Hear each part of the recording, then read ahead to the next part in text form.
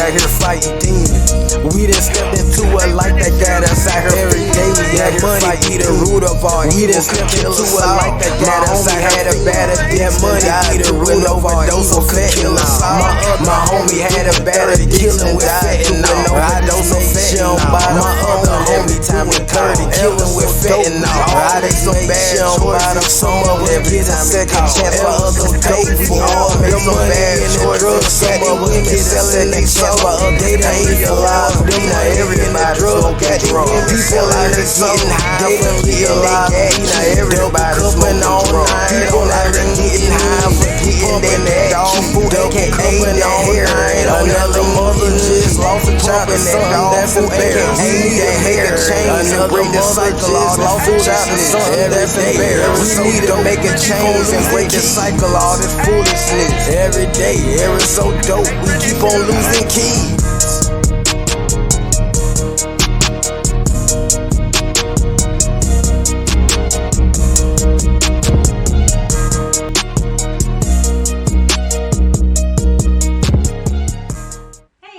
This is Jennifer. And this is Cathy with Ever So Dope. We've missed you guys. We haven't been on in a few weeks. We've had some scheduling conflicts and some personal crises going on. As you can imagine, when you're working with people in recovery and addiction, there's always something crazy going on. So we apologize. We've been absent. That's to put it lightly. Yeah, we apologize that we've been absent, but we're back on track and we're here to chit chat today. So the past few weeks have been extremely overwhelming for both Cathy and myself. It has been, we have a former client, disgruntled, upset client who we, she got unsuccessfully discharged from our program. And now she has told the town that we have prostituted her out, that we are some big sex trafficking ring or something. Yeah. And I think with that kind of behavior on our part, we would be like rolling in the dough, and we can't even get our bills paid because our program is not supported by any other place. Any big foundation or church. We have nobody backing. Right. So it's kind of upsetting that someone would stoop to such a low, but not surprising. We've had several people in the past, when you're put in a position like we are and we take them in from the courts or give them the opportunity to get better, and then they climb out windows, they throw booze in trees, just trying to manipulate, they're not serious about. They bring drugs in the house, or they're just not ready yet. I mean, it's addiction, it's a mental health thing, and they're not ready, so we unsuccessfully discharge them, and some of them are court ordered, which means they're going back to jail. So that pisses them off, and then they just, we've had maybe 4 or 5 in 8 years, which I think is pretty good, that have gone to the internet and then bashed us because they were smoking meth or shooting something or whatever. So we have to violate them and kick them out. But I gotta say, this one, we have never had someone do such a serious allegation as this. Say that. Yeah, I wouldn't even know how to start that process or how to be a I don't know how to do it. I think that, we'd have a lot more money than we have. I think it says a lot about somebody's moral character that when somebody messes up, and it's been months since this person, 6 months that this person has left. And after all this time, she starts saying this just not too long ago. And this person and other people just are not ready to face their faults and that they're in the wrong. We call it owning your own shit. When you mess up and you know that it is your fault and that you're going to try to rectify the problem and own your mistakes. We cannot change, we cannot get better unless we're honest with ourselves and with others. And so by constantly doing stupid things to harm other people because you got caught, means you're not ready. You still want to play games, you still want to be in addiction, you still want to act like a fool, and you still want to hurt people. Hurt people, as the pastors all say. And unfortunately, that's the dynamic that we working with women in recovery. When somebody messes up, I sure can respect someone who comes to us and is honest and says, listen, I made a mistake and I'm sorry, But the women who just, they mess up and then they, want to blame everybody else, they're just nowhere near ready. Nowhere near ready. Yeah. And I don't know if some of them, unfortunately, will ever be. I think too, that's a soul thing. Some of the best people I know are in recovery because they fight so hard every day to just stay alive and do the right thing, because it's going to be a battle for them for the rest of their lives. And you kind of know that they're working it, and you know that they may mess up, but they're going to get back up and try harder. Brush themselves off. Yeah. So you see that in some people, but then you kind of see blackness in others. And I've always prided myself on being able to tell if someone's ready or not. And lately I've messed up because my heart wants to help and my mind in there knowing that this is probably a dumb decision, but I don't want them to be on the street. Their families have turned their backs. Yeah, This particular they have girl, nobody. this particular lady, her family wouldn't even let her stay in their home. So we took her back multiple times, and then she tells people that we're running a prostitution ring, or that we prostituted her, or some ridiculous because she looked so good. I mean, it just blows my mind. And, when people mess up, like I said, and they're honest, most of the time, about 99% of the time, they get other chances. But there's just something wrong with some people. And fortunately, we don't come across too many people that are, just Right. beyond Right. help. Well, the Bible says that we're supposed to forgive, and we do. And the Bible says that we, Jesus Christ, he, 70 times, how many times do you forgive? 70 times 7. That's a lot of forgiveness. And I think we all probably need that in our lives more than that.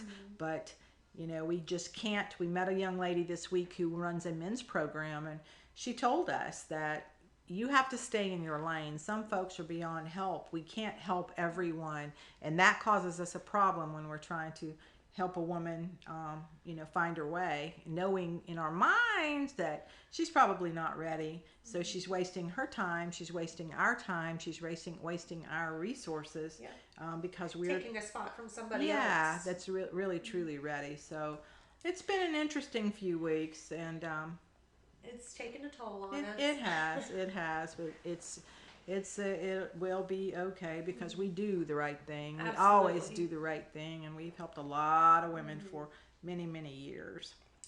And we wouldn't be this poor.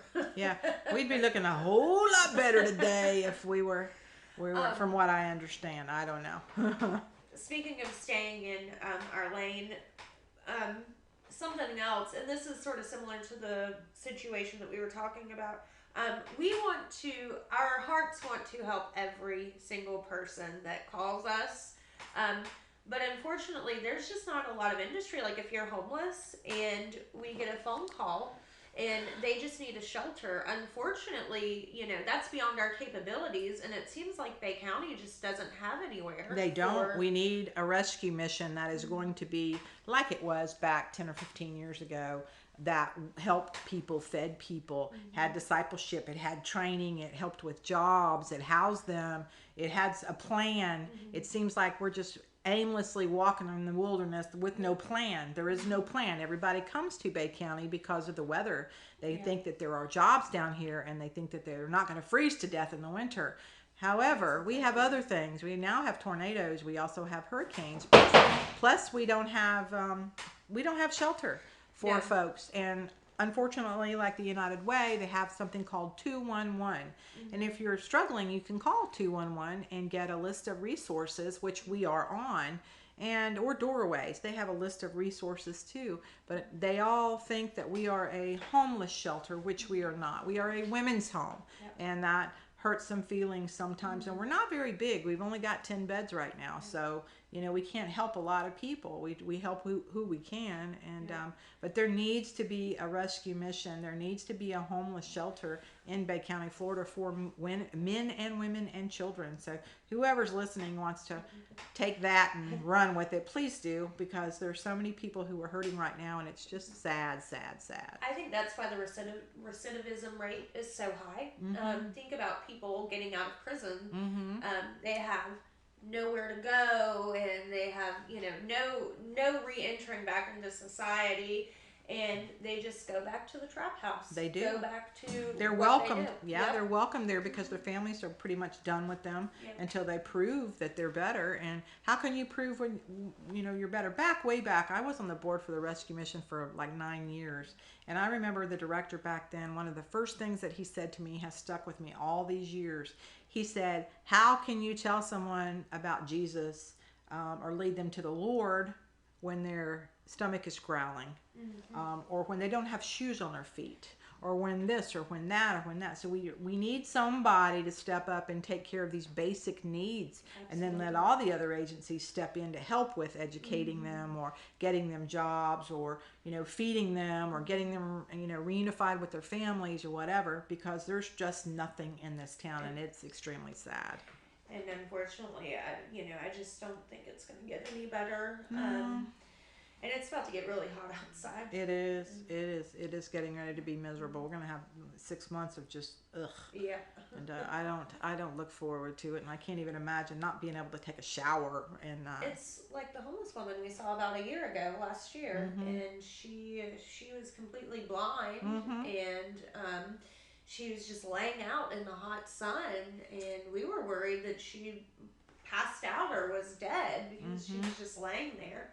And we called the police to basically do a welfare check, and there was really nothing they could do. They knew she was a frequent flyer. They knew who she was, and she doesn't have a family. She doesn't have any help. She doesn't have anybody to help her. I remember when we ran into her, I was coming out of the post office, and she said, "Ma'am, ma'am, ma'am," and I couldn't ignore her, so she said, "Can you help me cross the street?" She was actually legally blind. And so I did help her cross the street to where she was going to.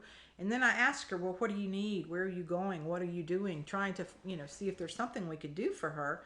And called Jennifer and said, "I need you to come downtown because we've got this situation." We knew we couldn't take her. And so we went and got her some food and some drinks for the day, came back, and then apparently she was moved to either jail or to the hospital. But the police were very nice, and they understood, but they're not equipped for this either. That's not their job. Exactly. That's not their job. So there needs to be some government money put into Bay County, Florida, for the homeless population, because they need to be able to take a shower, they need to be able to rest, they need to be able to wash their clothes, they need to be able to get on their feet so that they can leave here and go, live their lives, because it's kind of pathetic. Yeah, it's hard to start over when you don't have the opportunity to. Right, and you have nobody there, no structure. Support, Yeah, and it's hard in addiction too. These women, sometimes their families want proof that they're going to do better. They're stepping back so that they've been hurt so much that they don't trust, and they have every right to feel that way. So, Absolutely. but they have us that we can help them And guide them and Yes, love them yes, and tough love them. Right. It's sort of like you say this all the time. It took years to get you into this mess. It's Correct. going to take years to get out, and that includes, your loved ones forgiving you and wanting to move on. It takes a long time and a lot of hard work to climb yourself out of that hole. It does, but then too, I also say this a lot. The families of the addicts are sick as well. Addiction is a family disease. It does not just affect the addict. It bleeds on to all people associated with the addict. So here you are getting yourself better. You're taking the classes, you're putting in the work, you're taking menial jobs, you're doing what you've got to do to stay out of jail and keep yourself sober, which is a struggle. It's hard. And so you're getting better, but then there's your family. The first time you screw up, they're going to throw your past back in, because they're not getting better. So I always preach that families preach to the families of the addicts. You need to get yourself into some counseling as well. Get yourself some books. Go to Al-Anon and learn about addiction. These people that struggle so much, they didn't wake up one day and choose to go F up their lives. Absolutely. So usually it's generational, and it's extremely sad. That's why we try to do a little bit that we do, which we feel like is all consuming, but when the numbers, we can't help everybody. We get a lot of calls, but we can't help because we don't get a lot of help. No, it's us. Yeah, it's us. Yeah, we don't get a lot of financial help, and we don't go around and beg for it. No. If people feel like they want to help us, then we'll take it. We feel like God's going to provide, and this is something He wants us to do. He will make a way. There will be a way. That is correct. Yeah. The Covenant House, they're the same way, but they're it's beautiful over there. Yeah, we met the coolest people this week. Let's talk about them. I was in Kynard, Florida a few weeks back, riding around, and I came upon this beautiful home, and then I was told that it was, it used to be like a bed and breakfast way back in the day, and the campus looked just gorgeous. And so as I'm riding, I'm getting a history of what this place is, and I look it up, and it is a men's recovery residence. And it's sitting on 16 acres in Gulf County, Florida, right on where the Chipola River and the Dead Lakes meet. And it is the most beautiful place. So we called the owner, and he welcomed us. We went and saw them this week, and that's like a dream for us. Absolutely. That is like what we dream about, to be able to provide and to be able to do. But these folks are like us. They did it on their own. They didn't go out and they didn't beg. They've never taken a salary. They work it. That is their job, to help men coming out of the Florida Department of Corrections or prison, other places, to get them on their feet. And we laughed because we kind of faced the same kind of challenges. Yeah. But We're not the only ones. what a cool place. So we do have a resource in that for men wanting to do a 12-month sober house recovery program, and you can call us and we can give you that information and hook you up. The home is absolutely beautiful. I mean, it's like Looks out like of a Gone with the magazine. Wind. Yeah, Yeah, it's antique, and there's also different properties. It's There's just like 5 absolutely homes gorgeous. on it. There's 5 homes that are on this, and the big house is just phenomenally beautiful, and the people were just wonderful and kind. So it's called the Covenant House in Gulf County, Florida, and we can hook you up and get you resource information if you guys want to give us a call, and we'll be happy to provide that. Our telephone number is 1-888-509-3481. And these people too, like us, they take donations. They also take food donations, men's clothing, and things like that. So if you'd like to help them, then just hit us up and let us know, and we like we said, we can hook you up. Absolutely. What about want to talk about our women's event? Oh, yes. Of course. How could I forget that? So, April 27th, we are doing an event called Renewed Women's Empowerment. And this is something that we are very excited for. It is a catered lunch by Granny Cantrell's. And the event, we're going to have women's speakers. It's going to be about women's health, women's faith, recovery, women and having careers.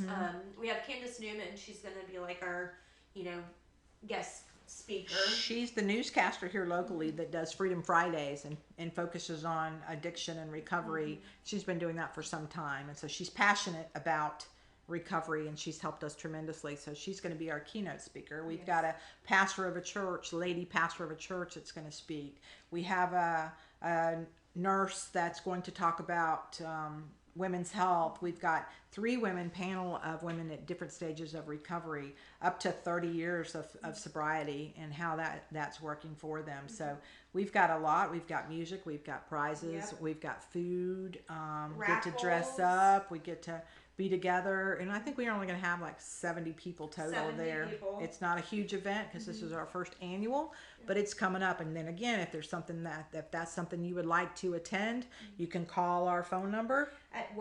1-888-509-3481. and any money raised goes directly back into our program. As always, if anybody donates to us, then it just goes straight to our program. We would like to be able to get $50,000 a year salaries or $90,000 a year. I would just like to get $90,000 to put into the program. That would be amazing. So we work hard, and we love what we do. It's obviously a mission and a calling, and that's why we're still here. And with this event, we're hoping over the years we can grow it. And we have very limited seating, like she said, 70 seats. So please call me at the number, and we will get The numbers for Bay County addiction, Jennifer keeps up with overdose death here locally, and the Narcan, and that's another thing. We have Narcan. We'll bring it to you. Call the number that Jennifer has supplied twice, and we will bring you Narcan. If you own a business, if you want it in your business, bars and restaurants and churches and any place where people gather. It's a fact of life now that folks are going to overdose. Leads the death count for 17 to 45-year-olds nationwide, drug overdose death, especially now that there's fentanyl.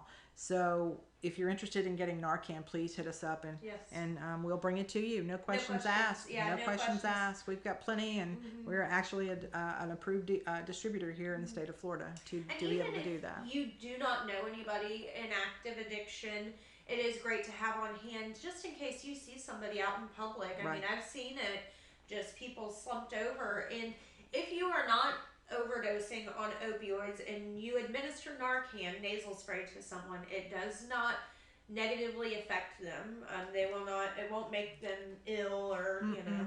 And it works on opioids. It's an opioid block or whatever. So if it's another kind of drug, it's not going to bring them back. This is for the opioid receptors. So.